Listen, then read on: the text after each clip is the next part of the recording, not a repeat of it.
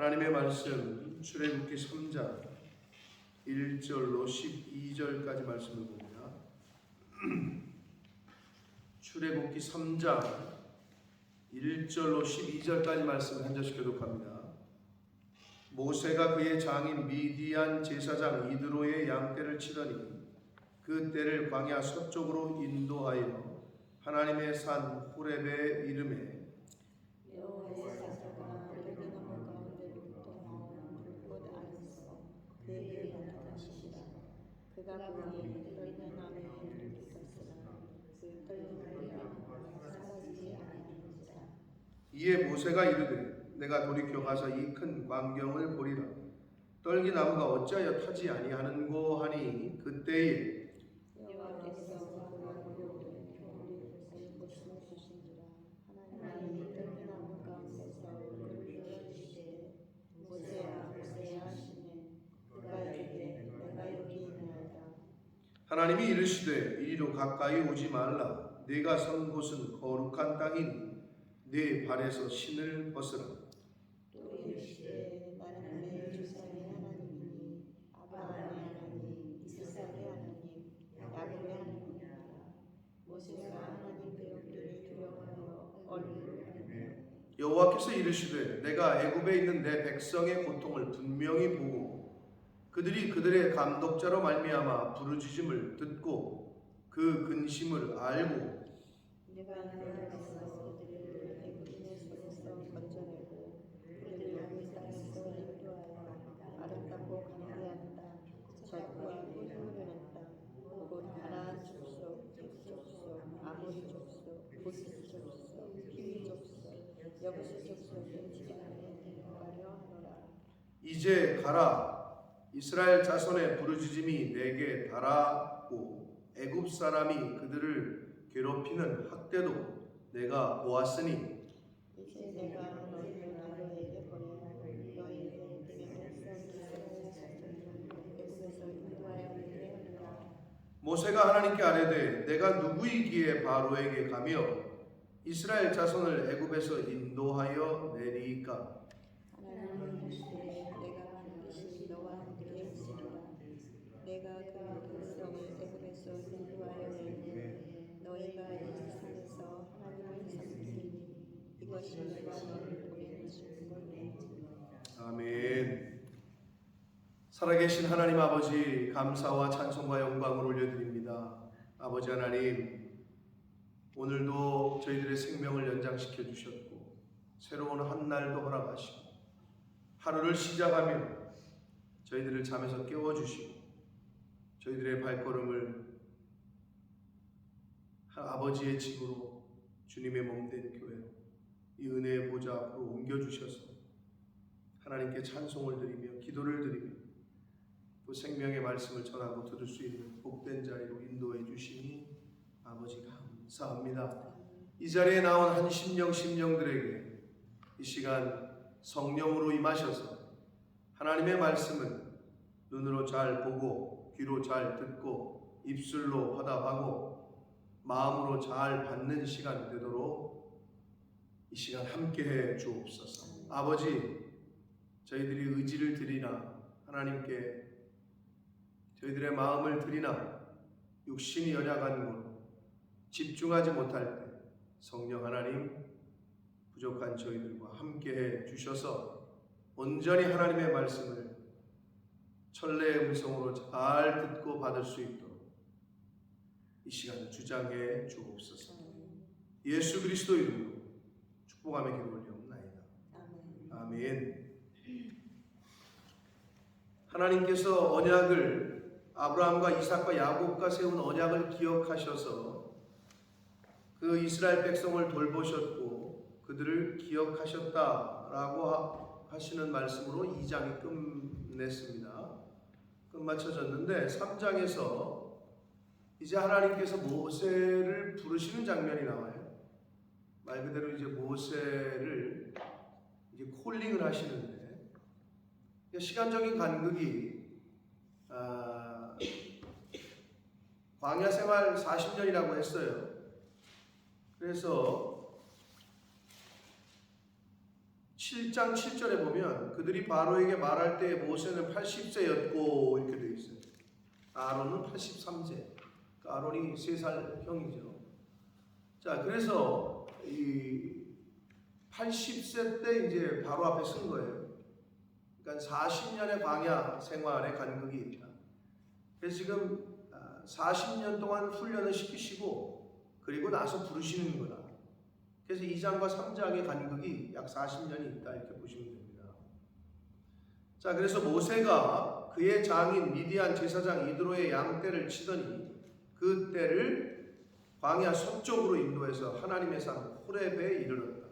호렙이라는 말은 사막 또는 광야, 광활한 지역 이런 뜻, 황량한 지역 이런 뜻이거든요. 호렙이라는 말 뜻이. 그래서 이게 시나이 반도 남쪽에 있었을 것으로 추정됩니다. 아무튼 호렙이라고 불리는 사막 가운데 있는 한 산에 이르러요. 그러자 2절 여호와의 사자가 떨기나무 가운데로부터 나오는 불꽃 안에서 그에게 나타나셨다. 그가 보니 떨기나무에 불이 붙었으나 그 떨기나무가 사라지지 아니했다 이렇게 되어 있습니다. 자, 그런데 우리가 여기서 알 수 있는 건 하나님께서 모세를 부르실 때도 마찬가지고 바울, 사울을 부르실 때도 마찬가지고 다윗을 부르실 때도 마찬가지고 사실 저와 여러분을 부르실 때도 마찬가지예요. 즉 뭐냐? 하나님이 먼저 찾아오신다. 하나님이 우리를 먼저 예정하시고 창세전부터 먼저 예정하시고 택하신 거지. 내가 먼저 하나님께 나아갔다. 그렇게 생각할 수도 있어요. 나는 내가 내 발로 교회를 갔어. 그게 아니라는 거예요. 이미 하나님은 창세전에 우리를 택하셨다. 그런 측면에서 하나님이 인간을 먼저 찾으시는 거지 인간이 먼저 하나님을 찾아가 준 게 아니다. 이게 아주 중요한 관념입니다.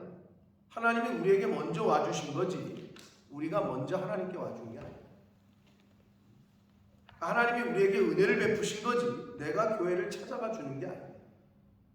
이렇게 착각해서는 안 된다는 거예요. 그러니까 모세에게도 하나님께서 먼저 찾아가셔요.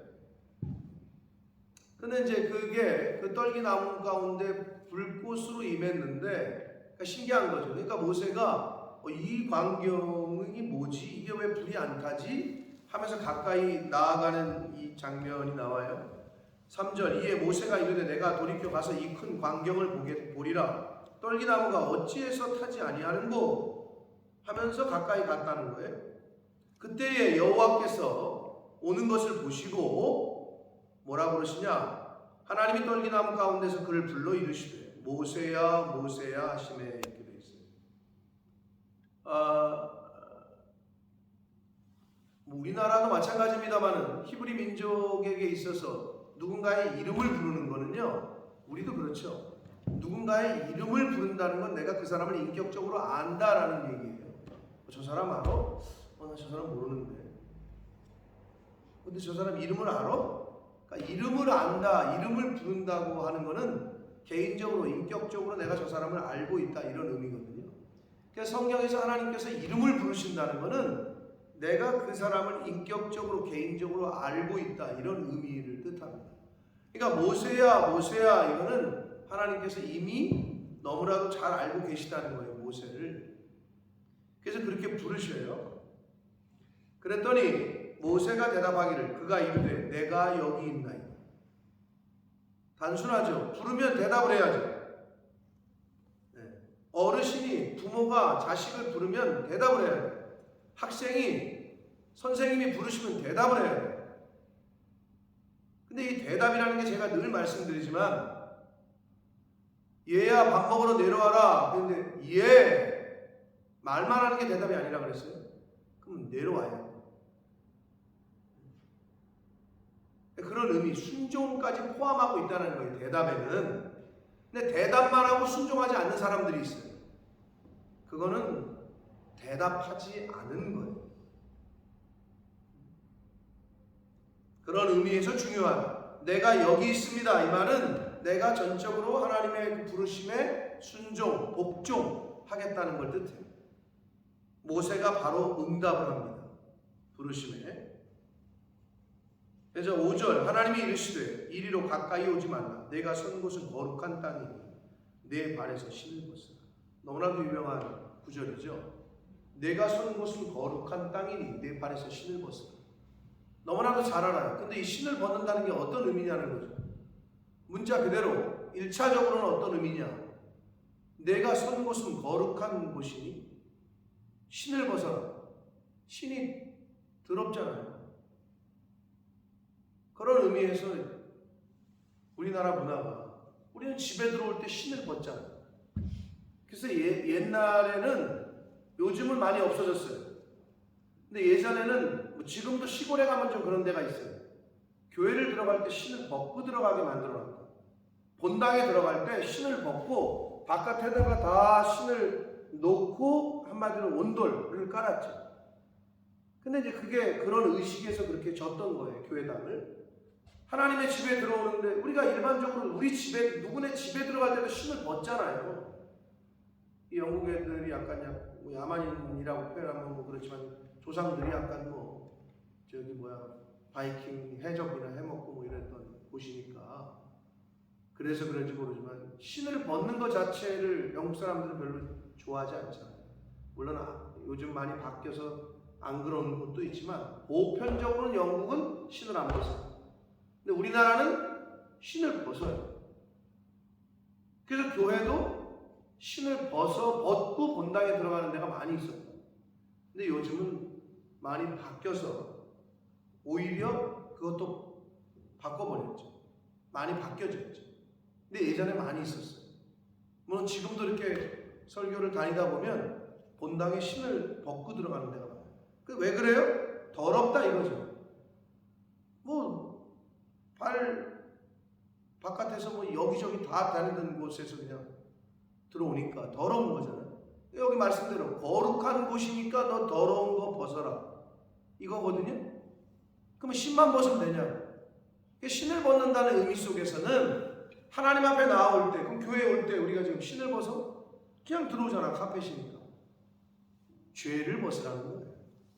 하나님은 거룩하시니 너도 거룩해라. 내가 거룩하니 너희도 거룩하라. 그러니까 네가 나를 만나려면 너는 깨끗하게 정결하게 와야 된다. 신을 벗는다는 의미. 그리고 성경의 또 하나의 의미가 뭐예요? 그리스도로 옷 입어라. 그런 표현이 나오잖아요. 드레스 코드. 하물며 식당을 가도 드레스 코드가 있고 어떤 모임을 가도 드레스 코드가 있어요. 그래서 그 옷을 잘 아시겠지만 하물며 나이트 클럽을 가도 드레스 코드가 있네. 거지같이 옷 입고 가면 들어오지도 못하게 해요. 여러분 아시겠지만 네? 잘 모르시겠지. 나이트 클럽에 가본 줄 난 영국도 이때 슈리닝 입고 못 들어오고 청바지라도 입어야 되는데 아이고 나 웃기지도 않아. 반바지 같은 거 몰라. 하여튼 이때 식당, 나이트 클럽도 드레스 코드가 있거든. 하나님 앞에 나올 때 그러면 그리스도로 옷 입으라는 얘기지. 그게 뭐냐? 신을 벗어라. 그리스도로 옷 입어라. 죄를 벗어버리라는 얘기예요. 하나님 앞에 나올 때는 죄를 벗어버리라. 그 신을 벗으라는 의미 중에 첫 번째 의미는 그거고요. 두 번째 의미는 뭐냐면 오늘날도 마찬가지입니다. 아프리카 가면은 신을 안 신는 사람들이 더 많아요. 아프리카에서도 아까 못 사는 나라는 그리고 빌리지로 갈수록 다 맨발로 다녀요. 그들에겐 그게 너무 당연해요. 근데 이 당시에는 신을 못 신고 사는 사람들이 있었으니 그게 누구예요?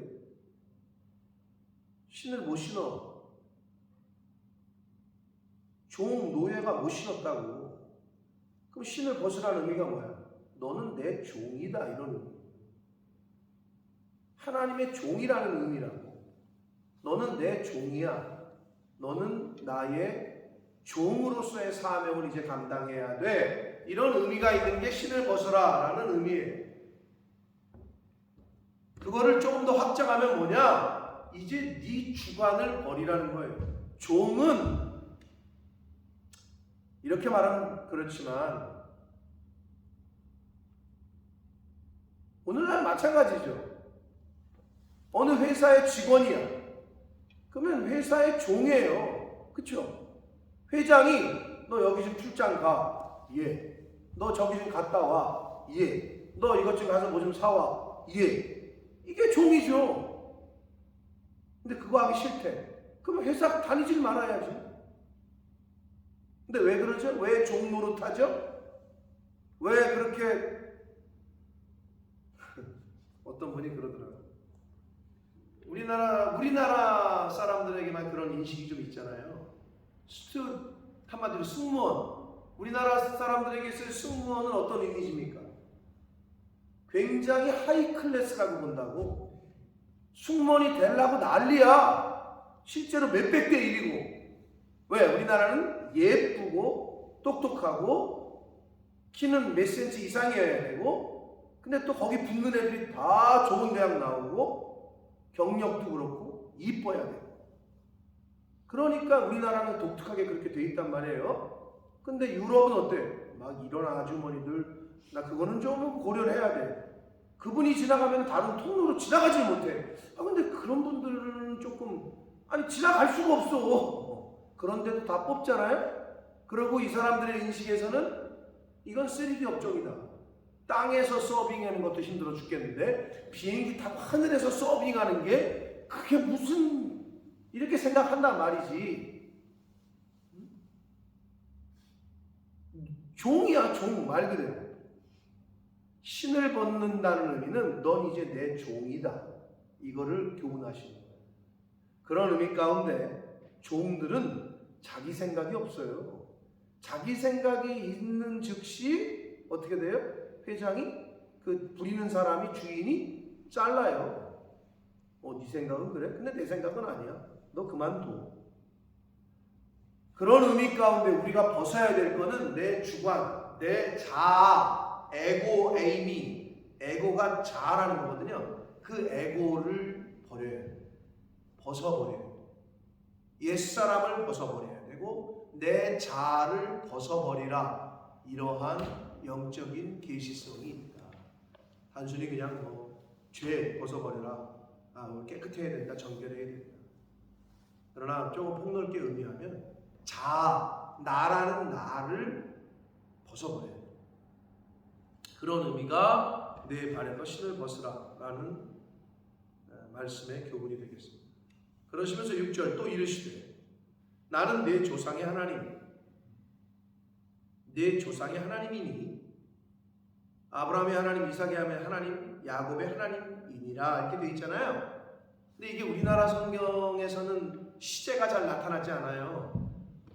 현재 시제, 과거 시제, 미래 시제. 그런데 히브리어에서는 정확해요. 헬라어도 그렇고. 그러면 내 조상의 하나님이니 아브라함의 하나님, 이삭의 하나님, 야곱의 하나님이니라. 과거 시제, 미래 시제, 현재 시제 중에 무슨 시제겠어요? 현재 시제.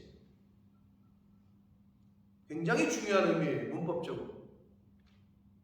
조상의 하나님이라고 얘기하는데 현재 시제를 쓰고 있어요. 시제가 현재예요. 즉 하나님은 산 자의 하나님이에요. 죽은 자의 하나님이 아니에요. 그런 게 이제 문법적으로 드러나 있다. 그게 굉장히 중요하다. 그래서 야곱의 하나님이니라 할 때 현재 시제를 사용하고 있다. 그래서 모세가 하나님 배우기를 두려워하여 얼굴을 가리매. 왜? 당시에는 신을 만난다, 하나님을 만난다, 하나님을 본 자는 산 자가 없다, 죽는다고 생각했단 말이에요. 실제로 그래. 그러자 7절 여호와께서 이르시되 내가 애굽에 있는 내 백성의 고통을 분명히 보고, 하나님께서 분명히 보셨대요. 그리고 그들의 감독자로 말미암아 부르짖는 간구와 기도를 듣고 그리고 그 근심을 알고 그러시죠. 사랑하는 성도 여러분, 하나님은 여러분을 분명히 보고 계시고 저와 여러분의 간구를 분명히 듣고 계시고 그리고 알고 계십니다. 아멘. 그런 하나님께 우리가 나와서 예배를 드리는 거예요.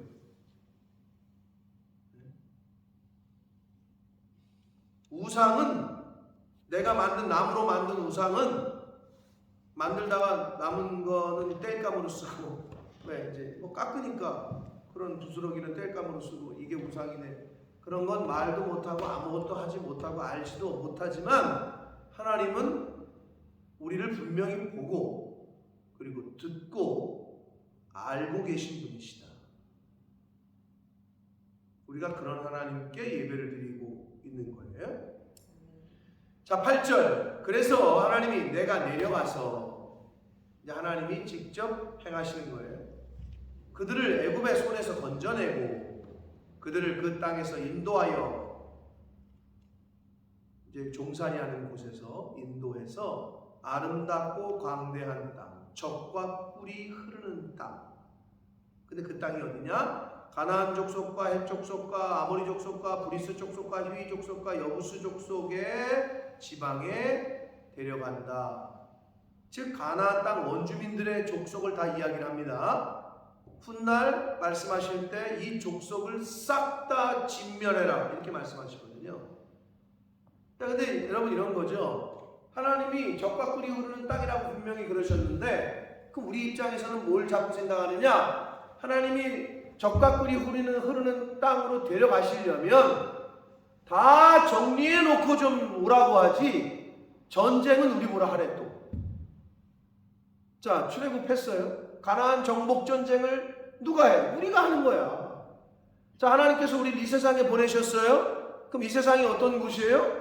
가나안 젖과 꿀이 흐르는 땅이에요. 내가 있는 곳이 젖과 꿀이 흐르는 땅으로 우리를 인도하셨어요. 그러나 전쟁은 누가 해야 된다? 내가 하는 거예요. 누구를 의지해서? 하나님을 의지해서. 그걸 보여주시는 거예요. 여호수아도 그렇고. 그러면 전쟁을 할 때 어떻게 해야 돼? 하나님의 말씀으로, 순종함으로 가르쳐 주시잖아요. 여리고성으로 대표되는 세상. 세상은 우리가 싸워서 못 이겨요. 여리고성 못 부셔. 역사학자들이 볼 때 그 여리고성이 얼마나 두께가 우리가 잘 배웠듯이 성벽 위로 마차가 다닌다니까. 못 부신다고. 인간의 힘으로는 그렇게 천혜의 요새였다는 거야. 그러니까 하나님의 방법이야. 야, 돌아. 제사장 법계 따라서 너는 돌아. 그냥 하루에 한 바퀴씩.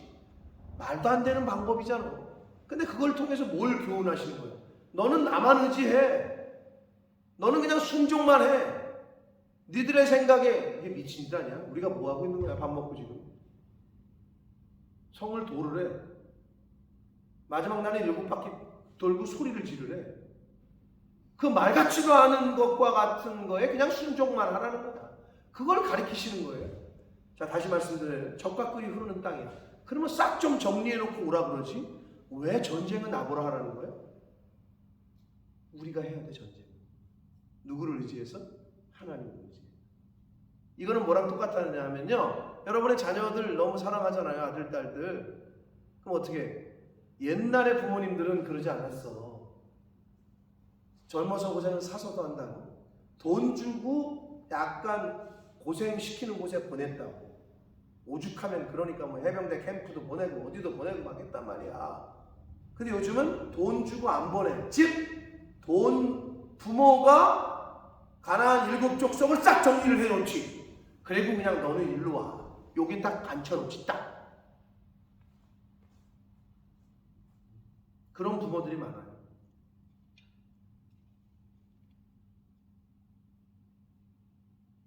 즉 흔히 말하는 마마보이. 근데 부모가 그렇게 만들어 자식. 그러니까 싹 다 해주는 거죠. 그러니까 애가 바보가 돼. 하나님은 저와 여러분을 바보로 만들기를 원하시지 않아요. 실력자로 키우기 원하십니다. 그래서 어떻게? 아니 유집사님도 만약에 누구를 테니스 레슨을 한다. 그러면 그 아이에게 훈련을 하게끔 해서 그 아이가 백핸드, 뭐 포핸드, 다 발리 다 할 수 있게 만들어줘야지. 그래야 본인이 직접 테니스를 즐기지. 근데 야 고생이니까 하지마. 내가 대신해줄게. 아니 그러면 애를 그게 무슨 그걸 근데 우리는 가끔 그걸 원해. 하나님 이것 좀 없애주세요. 이것도 없애주세요. 이거 나 없었으면 좋겠어요. 뭐 어떡하라는 거야. 하나님이 그럼 왜 그런 고난을 주느냐? 왜 가나안 7족 이거 여기 나오는 족속들은 하나도 안 없애고 왜? 우리를 실력자로 키우게 하기 위해서. 성경은 그걸 계속 얘기해 주시는 거예요. 그러니 여러분, 고난이 있고 인생의 어려움을 당할 때 그걸 어떻게 우리가 넘어가느냐, 어떻게 대하느냐, 하나님이 나를 또 어떤 은혜를 주시고 나를 또 어떻게 만들어 주시려고 이런 시각에서 그걸 대하시잖아요. 그런 사람들은 절대 불평하네요. 원망을 하지 않아요. 거기서 감사가 진짜 감사예요. 거기서 하나님을 의지하는 게 진짜 믿음이고 신앙인 거예요. 늘 얘기하잖아요. 좋을 때는 누구나 다 해요. 좋을 땐 당연하지. 좋으니까. 그런데 죽을 것 같아요. 죽을 것처럼 힘들어. 그래도 미소를 잃지 않는 거죠. 그게 프로라고 얘기하는 거 아니에요? 아니 어떻게 그렇게 끝까지 시종일관 웃음을 잃지 않으세요? 되게 힘들어 보이는데 그게 프로 의식이잖아요. 저와 여러분의 신앙생활도 이제 좀 아마추어가 아니라 프로가 되시기를 축복합니다. 이제 좀 프로가 될 때가 됐어요. 프로 선수. 자, 그래서 하나님이 가나안 땅, 젖과 꿀이 흐르는 땅, 아름답고 광대한 땅, 그런데 전쟁은 우리가 해야 돼요. 물론 하나님이 하시지. 우리는 그냥 순종하고 따라하기만 하면 되지. 그러나 직접 그걸 경험해야 됩니다. 그러면서 9절 뭐라고 하시냐? 이제 가라. 이렇게 말씀하시네요. 이스라엘 자손의 부르짖음이 내게 달하고 애굽 사람이 그들을 괴롭히는 학대도 이제 하나님 보시기에는 때가 찬 거예요. 이제 딱 찼어. 분량이. 내가 보았으니 10절 이제 내가 너를 바로에게 보내요. 다윗을 부르실 때도 그랬고 모세를 부르실 때도 그랬고 아브라함을 부르실 때도 그랬고 하나님 저 좀 보내주세요. 제가 왕래할게요. 제가 민족의 리더가 될게요. 아니에요. 하나님께서는 하나님의 일꾼을 직접 세우십니다. 아멘. 내가 뭐 하는 게 아니고 하나님께서는 하나님의 일꾼은 직접 세우세요. 그러시면서 지금 뭐라 해요? 가라. 이 말씀을 읽으면서 저는 묵상하면서 뭐가 생각이 나느냐? 마태복음 28장에 예수님께서 승천하시면서 마지막으로 하신 말씀이 뭐예요? 제자들에게 이제 너희는 가서 뭐 하래요? 모든 민족을 제자로 삼고 아버지와 아들과 성령의 이름을 세례를 주고 쭉 나오잖아요. 가라는 거야. 근데 거기서 마지막이 뭐예요? 마지막 뭐예요? 내가 너희와 세상 끝날까지 함께 하겠다. 똑같잖아요. 뭐 삼위일체 하나님이시니까. 여기도 이제 가라. 내가 너와 함께 하겠다. 할렐루야. 근데 이게 그럼 모세에게만 하신 말씀이야? 저와 여러분에게도 하시는 말씀입니다. 근데 부인을 안 해요. 이제 해라 좀. 이제 가라 좀. 안 가. 무서운데요. 나 이거 못하겠는데요. 나 돈도 없는데요. 나 능력도 없는데요. 이러고 있는 거죠. 자, 잘 보세요. 지금 모세에게 하신 말씀처럼 이 말씀이 사실은 저와 여러분에게 성령께서 하시는 말씀입니다. 이제 좀 가라. 거기 머물러 있지 말고 이제 좀 떠나. 그러시면서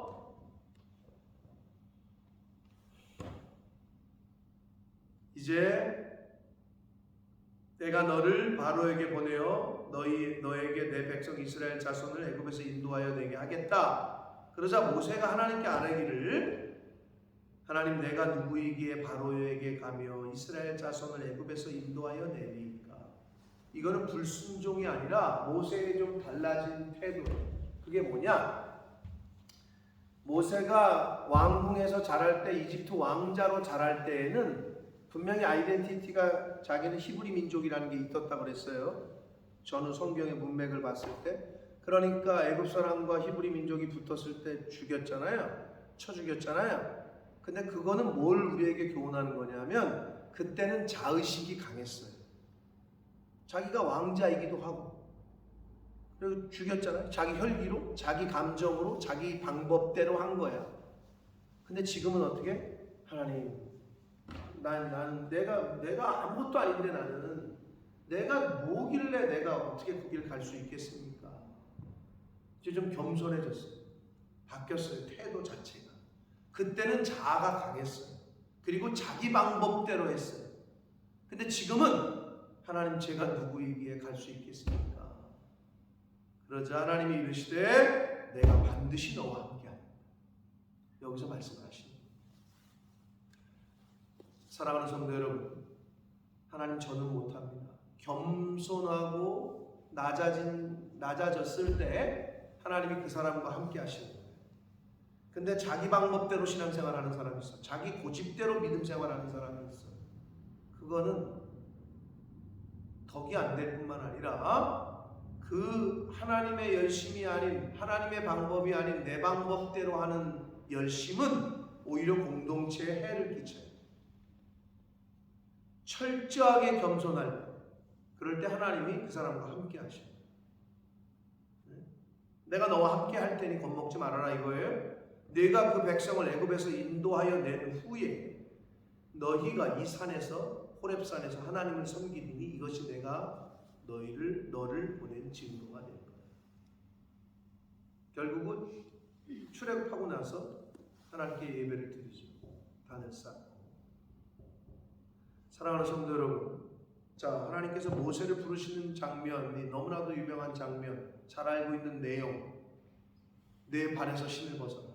근데 오늘 이 말씀을 들으시면서 여러분이 어떤 말씀이 임했는지 모르겠어요.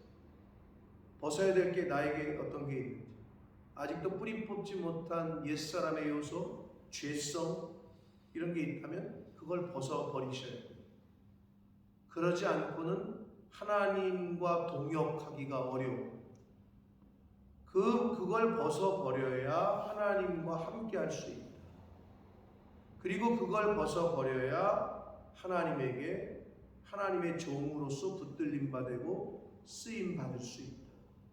이걸 명심하셔서 말씀의 거울 앞에 나를 비춰서 오늘도 내가 벗어버려야 될 게 무엇인지, 내 자아가 아직도 있는 게 어떤 것인지 이걸 살피시고, 또 하나, 적과 꿀이 흐르는 그 땅은 다 뭐 해놓은 땅이 아니라 가서 내가 전쟁을 치루어야 할 땅이라는 걸 명심하시고, 그 전쟁터가 가정일 수도 있고 직장일 수도 있고 어떤 의미에서는 교회일 수도 있어요. 근데 그 전쟁은 사실은 누구랑 하는 거다? 나와 하는 거예요. 나 자신과, 내가 하나님만 바라보고 하나님께 순종하고 말씀에 순종하는 거냐. 내면에서의 전쟁이에요. 세상하고 다른 사람이랑 전쟁하라는 게 아니라 나라는 나 옛사람과 전쟁을 하는 거예요. 거기서 이기면 하나님께 붙들림 받고 쓰임 받고 적과 꿀이 흐르는 땅으로 가기만 하면 됩니다. 그거를 교훈하는 게 출애굽 정복전쟁 여호수아의 말씀이고 그 내용이에요. 성경이. 가나안 땅의 원주민들은 그대로 남겨두셨다. 그들에게로 데려가려 하노라 이렇게 돼 있잖아요. 자, 그리고 또 하나, 하나님이 우리를 보내실 때에는 절대 혼자 보내시지 않아요. 함께 하신다. 여기도 그렇고 예수님께서도 말씀하셨죠. 혼자가 아니에요. 그 믿음으로 오늘을 사시고 그 믿음으로 부임하시라. 생각만 하지 말고, 그 믿음은 동사라 그랬어요. 맨날 명사가 아니에요. 행하는 거예요. 행동으로 하는 거예요. 실패해도 좋으니 하는 거예요. 그게 믿음 있는 사람들의 모습이고 자세입니다. 혹시 하나님께서 나보러 어디로 가라시는 거지? 이거라 가라시나? 이거라 하라시나? 할 때가 있으면 이게 기도해 보셨는데 하나님의 음성이 맞으면 담대하게 가시면 돼요. 그리고 하시면 돼요. 하나님이 함께 하실 줄 믿습니다. 오늘 이 아침에 이 말씀 속에서 주시는 성령 하나님의 레마의 말씀이 여러분 한 분 한 분에게 임하셔서 꼭 필요한 말씀으로 임해서 그 말씀 붙잡고 오늘 한 날을 사시고 하나님이 생명 주시는 날 동안에 저와 여러분의 삶의 지표가 되고 방향성이 되고 표대가 되기를 예수 그리스도의 이름으로 축복합니다. 살아계신 하나님 아버지, 감사와 찬송과 영광을 올려드립니다. 아버지 하나님, 나에게 하나님께서 분명히 말씀하시는 것들이 있는데 안 들리는 척하고 못 들은 척하고 지금은 때가 아닌 것 같고 내가 할 수 있는 게 아닌 것 같고 이렇게 혹시 지금까지 생각하진 않았습니까? 모세도 마찬가지였습니다. 내가 누구이기에 거기를 가며 내가 어떤 존재이기에 그런 일을 할 수 있습니까? 그러나 그의 달라진 겸손한 태도에 하나님께서는 내가 너와 함께 하겠다 라고 약속을 하시며 말씀하십니다. 하나님, 저희가 순종할 때 믿음으로 하나님만 의지하고 순종할 때 하나님이 함께 해주시는 은혜와 기적을 경험하게 될 줄 믿습니다. 하나님, 두려워서 불순종하는 자 아니라 두렵더라도 믿음으로 순종하여 하나님이 행하시는 일들을 경험하고 목격하는 그러한 인생을 살아가는 하나님의 사람들, 믿음의 사람들 될 수 있고 주님 은혜 내려 주옵소서. 아버지, 적과 꿀이 흐르는 땅은 정복 전쟁을 해야 되는 땅이었습니다. 아버지, 하나님께서 저희들에게 예비하시고 예정하신 그 땅은 우리들의 믿음으로 그 땅을 정복해 가야 되는 그러한 땅인 것을 다시 한번 깨닫습니다. 하나님, 그 정복 전쟁을 해야 됨에 있어 이 세상을 정복해 감에 있어 내 속에 있는 옛사람, 내 속에 있는 불신, 의심 이러한 요소들을 잘 정복해가는 내면의 정복 전쟁을 잘 해가서 옛사람을 벗어버리고 죄성을 벗어버리고 자아를 벗어버려서 하나님과 동행하며 동역하는 하나님의 사람들, 믿음의 사람들, 저희들 한 사람 한 사람 될 수 있도록 성령 하나님 함께해 주옵소서. 그렇게 결심하는 한 영혼 한 영혼 위에 아버지 임마누엘로 동행해 주옵소서. 예수 그리스도 이름으로 축복합니다.